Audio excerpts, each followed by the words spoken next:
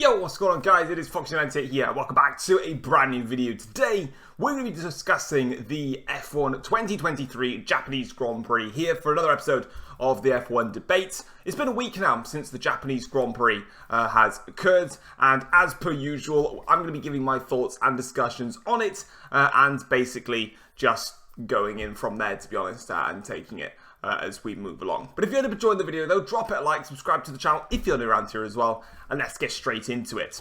First things first, obviously the Japanese Grand Prix is one of those classics whereby you have to wake up at silly o'clock in the morning if you're in the UK or in Europe, and obviously for those in Australia and stuff, actually getting on their knees and celebrating that they don't have to get up at stupid o'clock in the morning to watch a Formula 1 Grand Prix. But it was one of those races where I just wish I just didn't wake up for it. Obviously, I wish I wake up. You know, I'd like to live for as long as possible. But I wish I didn't wake up to watch that race because it was, in my personal opinion, not memorable in the slightest. Obviously, we had our dose of reality kicked back into our faces with Max Verstappen dominating the Grand Prix from the two McLarens who've made a massive, massive step up in performance over the course of the year, and that's kind of really where it lies. There was a bit of drama throughout the Grand Prix, especially with the Mercedes duo, which I'll get onto in just a minute.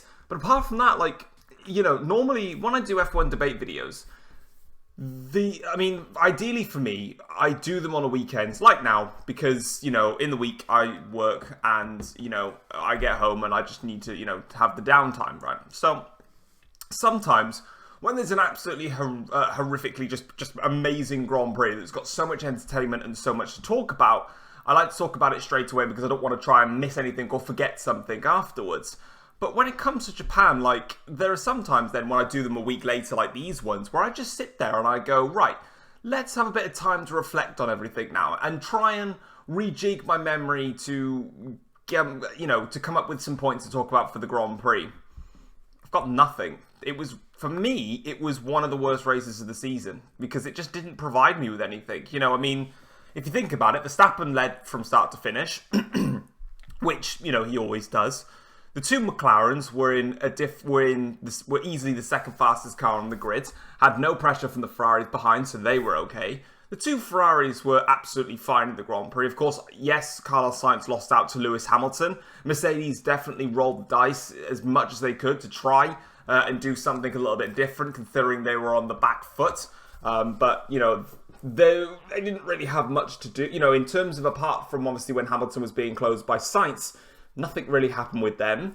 The rest of the grid further down, like the Aston Martin of Alonso was just sort of there, you know, nothing happened. Like, I want to discuss and be like, yeah, this was amazing, and then we had this, but nothing happened. And unfortunately, it's just yet another race in the tail of probably one of the worst seasons of Formula 1 I've ever watched.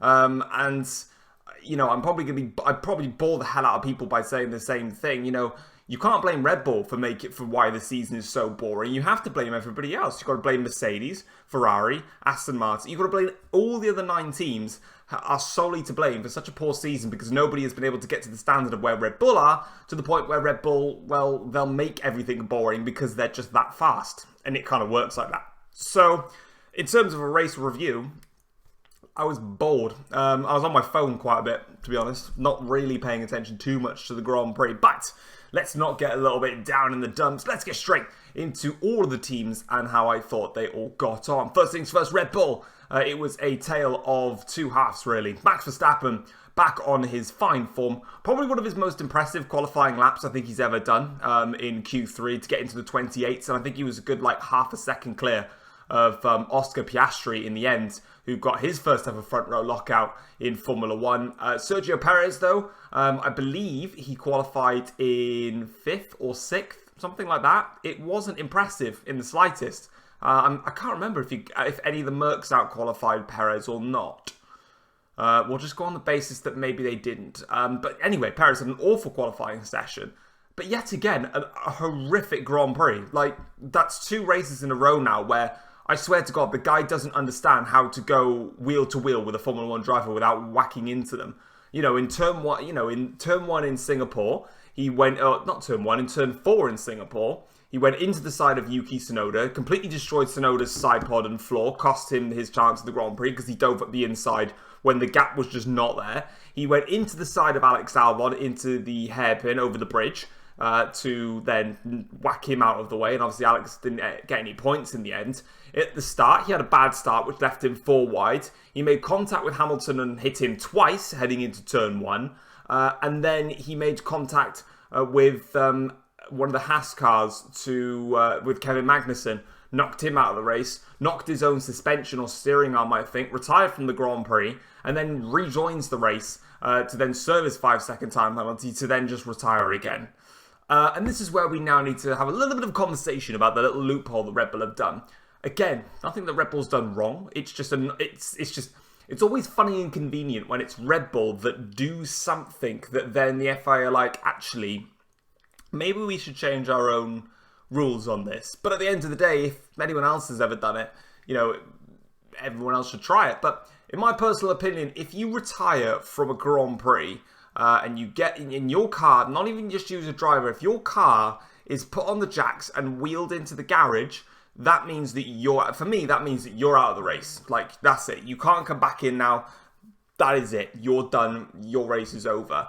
I really didn't like the fact that, he was wheeled back into the garage. He got out of the car, and then the team does a bunch of work on it and then he rejoins the race 7 or 8 laps down to then carry on with the Grand Prix, just only to serve the 5-second penalty and then just come in. It just shows that no matter what, Red Bull were never gonna do anything with him. So I don't know. I didn't like that. I just feel like in future, if you retire from the Grand Prix, that is it. Like, there is no, especially in Perez's circumstance, And I mean, I think Perez went through about 50 front wings in that race. But it's like, if you crash, if you in any way, I think realistically it should be, if you stop the car, if you switch the car off, that is it. You're done for. And if you do not switch your car off, you're absolutely fine. Now, obviously, there'd be some, loopholes in that again. You just drive into have the car switched on and then go into the garage and then just leave the car on. But it should be something on the lines of like, if you switch your car off, that is it, race over. And if you get wheeled into your garage during a race, that is it, your race is over. You can't come back into it because now Perez basically didn't really get penalised. Basically, he didn't get penalised for causing the collision. I mean, his incident was that he crashed out of the race, basically.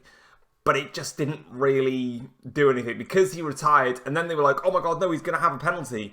So, yeah, bit of a weird one, that. I'm not a fan of it. Let me know if you think it's okay or what rules you would change in order to make that go your way. Looking further down the grid, though, next up is McLaren. Double podium for them. The first time that a different team, bar Red Bull, have secured a double podium in Formula 1 since Mercedes-Benz at the 2023 Spanish Grand Prix when Hamilton claimed P2 and Russell P3. So it's been a long time since there's been two different a different team just occupying the podium. They've been fantastic all season long, and this track is very much like Spain, really, in terms of how much you've improved over the course of a season. And McLaren have done absolute wonders with their car to improve it. And of course, they started the season so poorly, but they had a pathway that they were going to take at the start of the season. It just begs the question, where would McLaren be if they'd started the season with the car that they were expecting to have in Azerbaijan? Because obviously in Azerbaijan, they brought their first set of upgrades. They didn't propel them, right up the order. That was the Austria upgrade and stuff. But realistically, they were meant to start the season. Obviously, they had their delays in the end. They meant to start the season with the car they had in Baku. So if you imagine pushing everything back to the start of the season and having those upgrades, McLaren would easily probably finish second in the championship. They've got such a good car right now. And as long as they can keep developing that car and then evolving it for 2024, I don't see why they can't take the fight to Red Bull. I really can't. I think they can really do it. They've got two fantastic drivers at the wheel. And they have, in my eyes, all of the resources at their disposal to go ahead and do wonderful things for that team. A little bit funny with the team orders from McLaren. It's a bit weird. I mean, the team order, let me correct myself there. The team orders was the correct thing to do. Obviously, Piastri had pitted earlier during the virtual safety car, people thinking it was going to become a full safety car. It didn't end up being that way. But it just seems like every single time that Lando Norris gets up to the back of Piastri, he's always bitching and whining on the radio for team orders. Just pass him on track. You've got tower advantage, you've got everything like that. Have a little bit of a race over it. It's... Sometimes I just don't like that sometimes when you've got a driver that just is right behind their teammate and every single time it's just team order, team order, team order. In the end, obviously, it was the correct thing to do in terms of applying the team orders because Norris was genuinely faster. And at that stage in the race, yes, Charles Leclerc was coming at the two McLarens. But of course, they had been held up slightly by George Russell. So obviously by Russell staying out, Piastri took a little bit longer to get past George Russell in the first place. It obviously caused that issue. But realistically, you don't need to just be spamming and shouting team orders constantly. It's just quite annoying, in my personal opinion. Speaking of the Ferraris and Charles Leclerc, and just the Ferraris in general, a missed opportunity weekend for Ferrari. Yes, they still closed the gap to Mercedes in the Constructors' Championship, the gap now down to 20 points. I do think Ferrari will claim second in the championship now. It pretty much all depends on Mercedes and the floor upgrade that they're expecting to receive at the US Grand Prix, which is not this race coming, but the following race after that. Obviously, Mercedes, as far as I've heard, have diverted all of their resources now to the W15, but they're still obviously going to be everyone's going to be bringing their little minor pieces, like a little tweak to the end fences of some cars or a slight tweak to a floor edge or whatever. But as far as I'm aware, Mercedes are bringing, like Ferrari did actually in Japan, funnily enough. Ferrari have brought a brand new floor to Japan. Mercedes will be doing that in Austin. But taking away from Mercedes, going over to Ferrari, they've definitely taken a step forwards, have Ferrari, since their shocker in Zandvoort. This was a circuit that you could potentially argue would definitely hurt them, and it really didn't. In fact, in all honesty, they had the upper hand over Mercedes the whole weekend long. Obviously, Mercedes was sort of here and there with Ferrari, but you could tell Ferrari probably had that extra tenth or two advantage. Most of that being with the fact that their car is a lot less draggier in a straight line compared to what the Mercedes is. And in that situation, Ferrari were able to pretty much just manage things. They tried something a bit different in their stint, doing, I think it was medium hards. That didn't quite work out. It was good to go a bit punchy to fight McLaren, but the problem was McLaren were just that little bit too fast for Ferrari anyway, that in the end, they had to just manage on their medium tyres, and it kind of just hurt them quite a bit in the end. Charles Leclerc obviously doing a great move as well, though, and George Russell around the outside of turn one. That was lovely. Too bad we only saw the helmet cam from Charles Leclerc and not, an offboard of them going through turn one, because, F1 TV directors and all that. As for Carlos Sainz, though, Ferrari made a bit of a mess with their strategy. Hamilton was definitely quick at some stages because he got within undercut range of Sainz, but in the end, it wasn't enough for Carlos Sainz. He actually finished behind Lewis Hamilton, and that's kind of what I mean by a missed opportunity from Ferrari. It was quite clear that they weren't quicker than Red Bull and McLaren.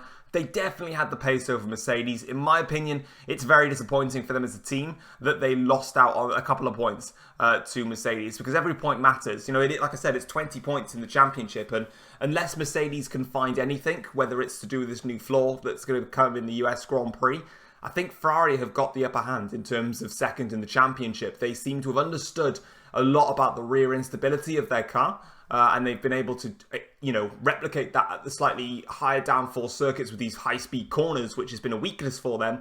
On top of that, they've already got the straight line speed advantage over Mercedes. I just think the pendulum has swung, and of course, it comes down to two things, and I think it's, obviously Ferrari learning their car a lot more, and yes, while Ferrari are going to be going on a different concept for 2024, their concept can still be evolved to a stage where Mercedes realistically can't evolve anymore. So that's kind of where it comes to. Speaking of Mercedes, we'll bring them into the mix now. Hamilton and Russell. They tried something different, obviously with Russell doing the one stop. That didn't work. The degradation was a lot higher. Lewis Hamilton put in a great performance as well to beat Carlos Sainz, and he did close the gap to Sainz before he made that mistake in Degler 2 and then just upset his tyres a little bit and kind of ruined a bit of the momentum. But he did make a lovely move around down the inside of Alonso into 130R. But the thing with Mercedes, where Ferrari and Mercedes' fight comes into play, is the problem with Mercedes is Their car is basically leftover Lego pieces that you've bought and you've just built something completely random. And I mean that. Literally, the Mercedes W14 for me right now is literally a leftover Lego car. You know, because they've still got the concept of the zero pods. We still can't forget that. We talk about why Mercedes not improving and getting better. The car is a half and half. Like, if you were, you can talk about Mercedes in two ways. Number one, it's a leftover Lego car. Number two, the Mercedes-Benz is literally, if I go and order a half and half from an Indian restaurant of chips and rice, because it is literally half and half. It's half of it is still the zero pod concept. Half of it is this new concept route that they're going down. And of course, the problem that they've got is that their concept route is concept 1 is at the front and concept 2 is at the rear. You know, the problem with Mercedes, and we saw it this weekend, is their rear downforce is appalling. And Mercedes have done a lot of work on, you would have noticed it as well. They haven't really done any work in terms of like changing their diffusers, doing much with their rear wing and areas on the rear of their car. They've done a lot of changes to the front of their car. Remember, they put a new front wing end plate on that Mercedes. They put a brand new front wing on the Mercedes. They changed the entire suspension geometry on the front of that Mercedes. So the weakness that Mercedes had, which was the slow speed cornering, where you need a really pointy car to get into those slow speed corners, they've actually perfected that. But the problem you've got is when you've still got part of your previous concept still there, which you can't get rid of until 2024, because if they wanted to, if they wanted to change it, they'd have to change the monocoque and the chassis. Then you're not going to get anywhere. You're going to reach a limit where you built all this Lego and you just can't do anything more with it. It's just there. And that's what Mercedes is, unfortunately. You know, and this track highlighted that. They've got horrific rear downforce, which they just can't seem to control. And no matter what they do, they can't get the balance right. Also, that Mercedes, even though it ran a lower downforce rear wing compared to 2022 Japan, they were even more draggier, I think, than last year, which is a big concern. But again, it's all down to the aerodynamic philosophy. If you're running things all mixed up and mumble jumbled, how the hell are you meant to get anywhere? And that's kind of the problem that they've got at the moment. Like I said, the floor upgrade may well do the trick, but the thing is we've seen now that Mercedes have been doing everything they can to chase that rear downforce. But realistically, you can't win that race until you actually change the concept of your car for 2024. But Lewis Hamilton, he still does close the gap between himself and Perez and second in the championship. I don't think he'll get second in the championship. At the end of the day, look, Red Bull's just way too fast. But Perez is basically making it easy for Hamilton to catch him. But we'll wait and see. I don't think he will. I think it's a bit too much of a long shot. I think Hamilton's pretty much secured himself third in the championship. I don't think he'll get any more than that. Aston Martin, next on the agenda. And Fernando Alonso basically got compromised all race long by the Alpine of Ocon. So that was a shame for him. I've got massive hiccups right now. But yeah, Alonso, he got held up by the Alpines. It really didn't help his race. He pitted early, started on the soft tyres. Worked well for him. He was in the mix with the Ferraris and the Mercedes, but his soft tyres obviously went off. He had to pit early, got caught in traffic, and then everybody else went a lot longer than him, pitted for their fresh tyres, blitzed past him. The two Ferraris got past him, Russell got past him, Hamilton got past him, and he was stuck behind the Alpine and just couldn't pass him. Eventually, he did a different strategy to get past them. Heavily compromised weekend for Alonso. Lance Stroll, once again, as per usual, completely and utterly useless. I don't think he got out of Q1, which, let's be honest, that Aston Martin's just better than that. But again, he's on a rolling contract. His dad owns the team. Nothing's going to change. But realistically, if you want to be successful, you need every element of your team to be successful. And they don't have a successful driver lineup. So for Aston, a bad weekend. And McLaren continue to close that gap to Aston in fourth in the Constructors' Championship. And again, just like I said with Ferrari, I think you being able to usurp Mercedes, I do think that Aston Martin will lose out to McLaren in the battle for fourth in the championship, because McLaren just have the second fastest car right now. And Aston Martin did have that second fastest car. Now they've got the 5th/6th fastest car on the grid, because Alpine are probably kind of even if they can get it right. Most of the time they get it wrong. Speaking of Alpine, they did at least get a double points finish for them. Very controversial though at the end of the race when they asked Pierre got let through by Ocon to, I don't know why, I think it was different strategy or something like that. He then powered on through and didn't really catch or pass anybody.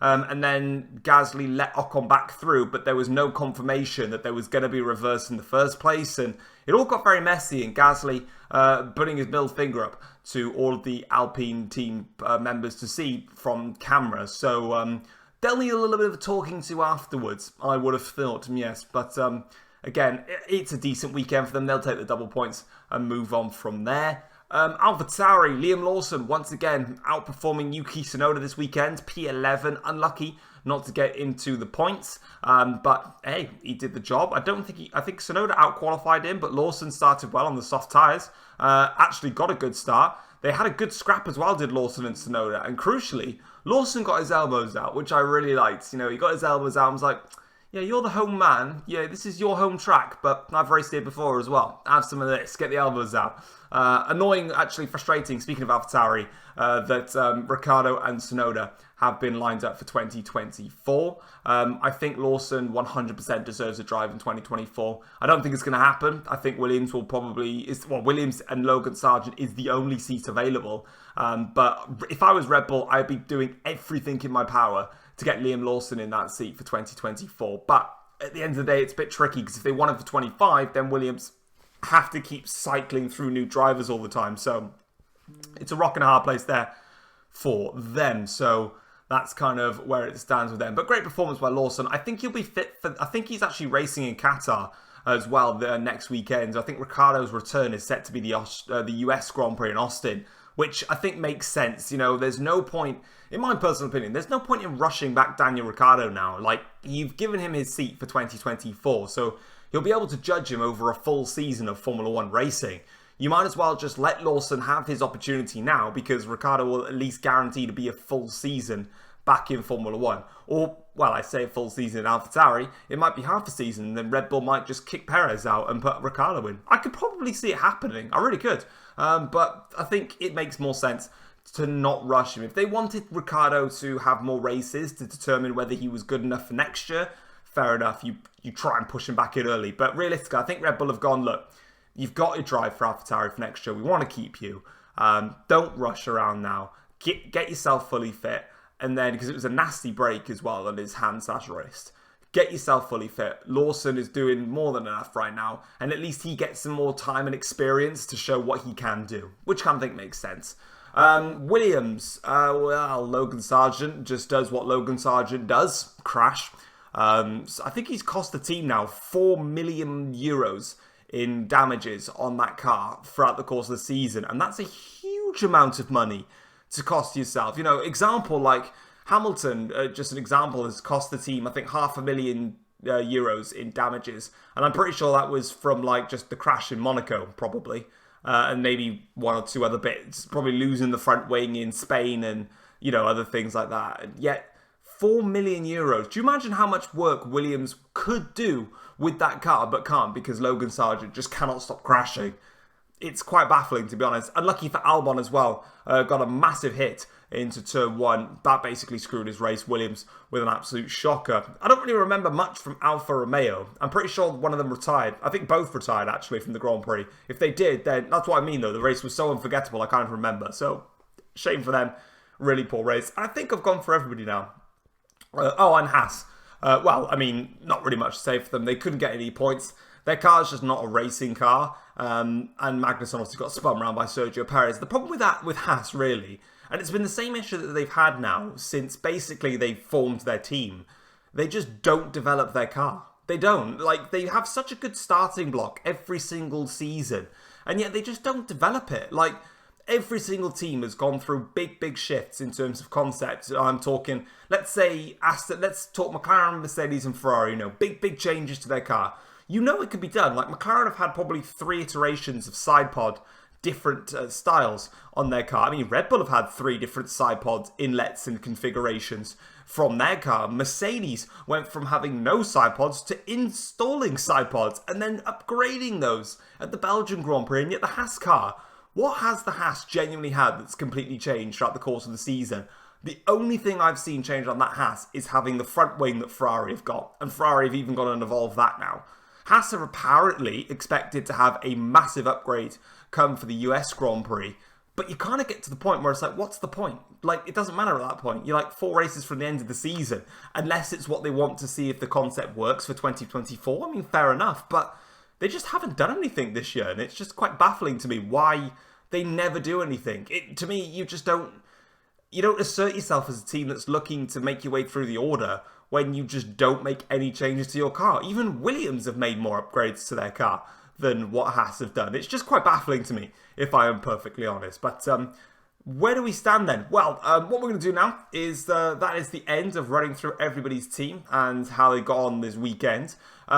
There's not really any major incidents to look at. Obviously, we'll have a look at the Sergio Perez ones now. So without further ado, let's go and have a look at those. And then what we will do is round off with my predictions for the Qatar Grand Prix. Okay, so taking a look at the incidents then for the Japanese Grand Prix. The first one I completely forgot about, and this is what I mean by a non-memorable race, was at the hairpin, Logan Sargeant, and how he took out Valtteri Bottas. Again, that's what I mean, like Sargeant, he crashes on the in qualifying, and then he does, so silly like this, of just completely locking up the brakes, still trying to turn the car into there, but he's locked up, he's way out of control, and just goes straight into Bottas, and that completely takes him out. And Sargeant even goes for a spin himself. There's our next incident we'll look at. But yeah, it's another case of Logan Sargeant just doing Logan Sargeant things. The guy's got no confidence, no pace, no performance, and just keeps crashing into people. Sargeant, I believe, was penalised for this, unless he retired from the Grand Prix.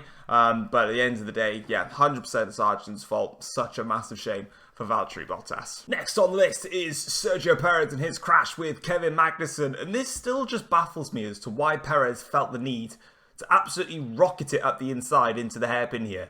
Yes, you've had a bad start to the race. Your front wing's been damaged. You're in, though, the fastest car on the field by a country mile. If you can't take him into the hairpin, where's the harm in just waiting a lap? There is none. Like, just be patient with everything. And this was, again, frustration and just zero patience from Sergio Perez. We go into the hairpin here. Magnussen's on the inside. Perez is coming in. Way too much speed. Locks up completely. The move's never on. Like, at no point is the move ever on. And obviously he smashes into Magnussen. And again, from here, look. He's having a look now here up the inside into the hairpin. But, again, it's one of those moves where it's just not on. Like, it never is. And obviously this right here, you can see here, by the way, because I know a lot of people were probably suggesting maybe, Perez could have carried on. People may be thinking Red Bull could have just retired Sergio Perez because he was just doing that bad and costing them too much money with their front wing damages. But he actually did have a knock here on the suspension. If you have a look at his front, have a look at the front right by here when he goes on through. I can't even remember what my tag is. There it is. Have a look at his front right just as we go through. So as he's about to go in and make the contact, you will see just there the big old whack that it takes right on that side. You can now see it has bent either the steering arm, wishbone, suspension, something there's been damaged in all that. And then even when you can see then it just, it takes a hefty whack on that side. And it goes from there. So that is the Sergio Perez incident with Kevin Magnussen. It's obviously his fault, but again, it's like, why are you being so impatient with it? If you want to do a move on Magnussen, you've got better traction, etc., just wait. Use like what every other driver did. Use the hairpin as the setup ground to then go at it, and it would have just made a lot more sense. Now this one. Whilst I just finished recording the bit of me talking about each team, completely forgot to talk about Mercedes and the issues that Russell and Hamilton are having.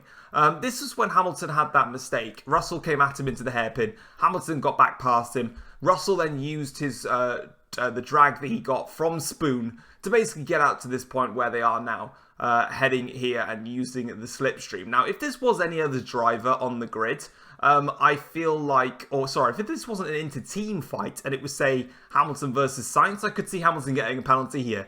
Yes, he would have had dirty tyres from his excursion and going offline to defend and so what, but, going through Spoon, I still feel like this right here is, to me, forcing another driver off the circuit. I guess, again, it's because, Hamilton, yes, he does have dirty tyres, but you have to warrant the space for another driver.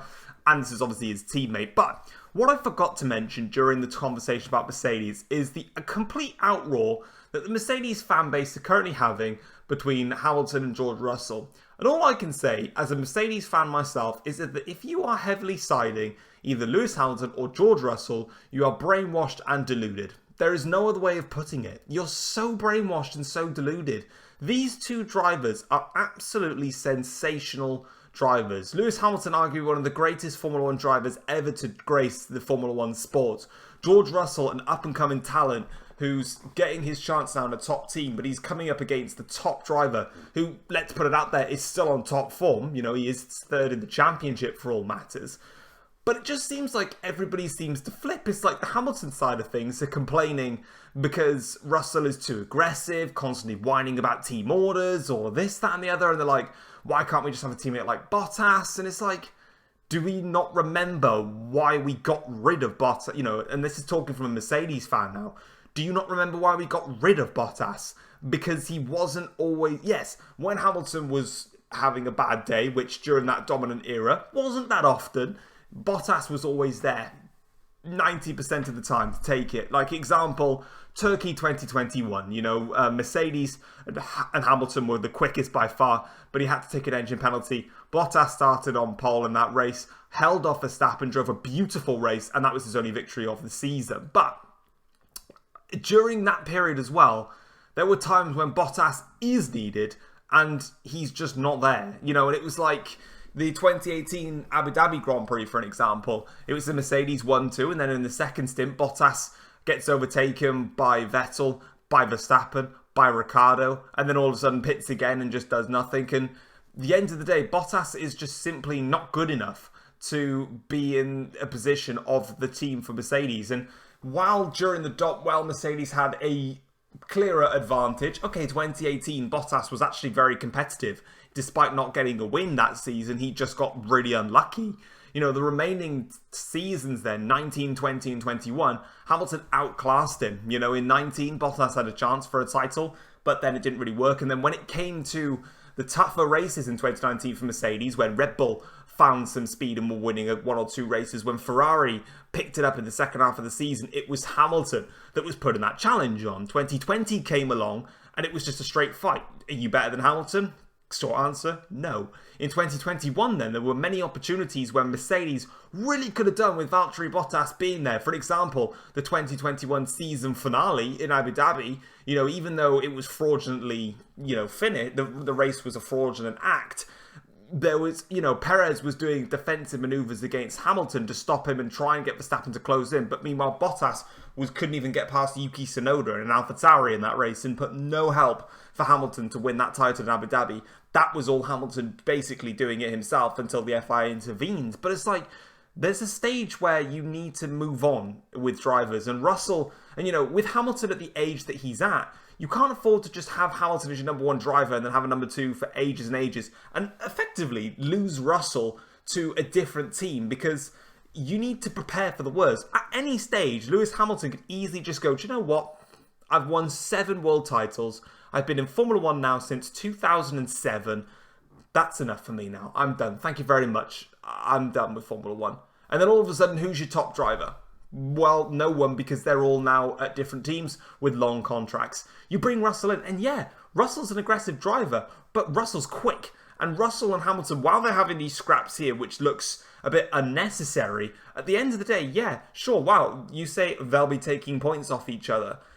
It's irrelevant. At this stage in the Grand Prix, when they're not fighting against the Ferraris, because quite frankly, they're not quick enough to beat the Ferraris. And at the end of the day, the reason that they fought, for example, on lap 3 or whatever, Hamilton just obviously had the contact with Perez, so he went offline, you know, and looked a little bit flustered until he got his rhythm back. Russell did a brilliant dummy, by the way, at the inside. Hamilton calmly responded, didn't really lose too much time. Great wheel-to-wheel racing. This specific incident here is because Hamilton made a mistake and it caused the battle to ensue in the first place. Like, from my perspective, really, it's hard-fought racing, and yeah, the radio messages were a little bit extreme, but it's heat-of-the-moment stuff. For those that, like I said, as I said at the start, if you're siding and putting quotes out on why Hamilton's the greatest and Russell should not be in the team and we should have Bottas back, you're an idiot. If you're one of those that's a Russell fan and you're complaining and you're saying that Russell's amazing and Lewis Hamilton is rubbish and hates it when a teammate challenges him, you're also deluded. I mean, it's the same with the pundits. Last season, Russell beat Hamilton in the championship. Everyone's saying Hamilton's finished now. You know, he's lost the title. A younger teammate's come in and he's been beaten. This season, Hamilton has stuffed George Russell, and all of a sudden it's, oh, Russell's not good enough for a title. Shut up. Like, Mercedes has the strongest lineup on the grid by a country mile, you know, compared to anyone else on the grid. If that car was actually quick enough, those two would put on a sensational championship battle. So from my perspective, shut up. Just let them do what they do. They're a completely perfect team set, in my opinion. They've just had a rough season. Okay, so we are here now for the predictions for the Qatar Grand Prix, and I pretty much think it's going to be the exact same as the Japanese Grand Prix in terms of the pecking order. Red Bull will be the fastest. Well, I say Verstappen will be the fastest.